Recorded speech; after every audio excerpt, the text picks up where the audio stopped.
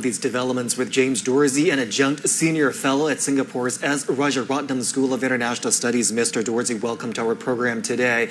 These sanctions will include restrictions on both individuals and businesses. How do you think they will impact Iran economically and diplomatically? Well, the legally binding United Nations sanctions target Iran's nuclear and military program. They involve restrictions on Iran's access to the international banking system, a ban on conventional arms exports and imports, asset freezes, and travel bans. They hit Iran at a time that it is geopolitically weaker and economically and socially more vulnerable. The snapback reflects the West's deep-seated distrust of Iran, fueled by the backfiring of Iran's strategy following the United States' 2018 withdrawal from the international agreement that curbed the Iranian nuclear program. Mr. Dorsey, let's listen to some comments from a professor at the University of Tehran. I think Europeans have done this to please the hawkish elements within the U.S. government. They have a lot of trade dealings with the United States. So by punishing Iran, it has nothing to do with Iran or its nuclear capacity.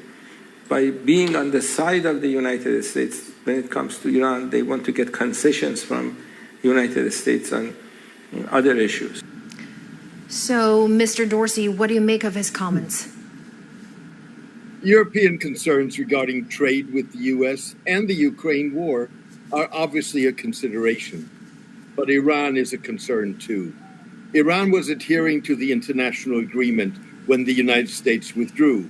It continued to adhere to the agreement for the first year after the U.S. withdrawal, in a bid to persuade the U.S. to return to the agreement.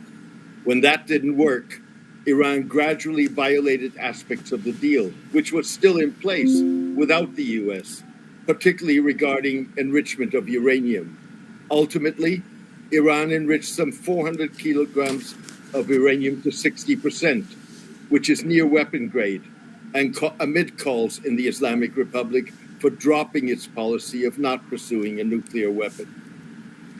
The deal actually expires on October 18th. We still have a little bit of time before that deadline. Is there any chance at all for any room of negotiation or last-minute diplomacy? There's always space for diplomacy, even if the snapback complicates matters. A key issue is that Western states want Iran to drop its right to enrich uranium for peaceful purposes as a signatory of the Non-Proliferation Treaty. Much will depend on how Iran responds to the snapback. Western demands would be reinforced if Iran were to withdraw from the treaty. Mr. Dorsey, Iran has warned that if sanctions returned, the Iran IAEA deal will end. So what does that mean for Iran and the region as a whole?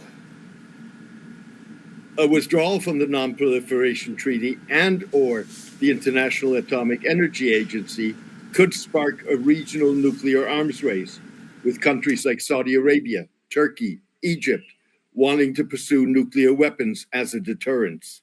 It also could serve as a pretext for further Israeli strikes, which would fuel regional tensions. Thank you so much, Mr. James Dorsey, for sharing with us your insights.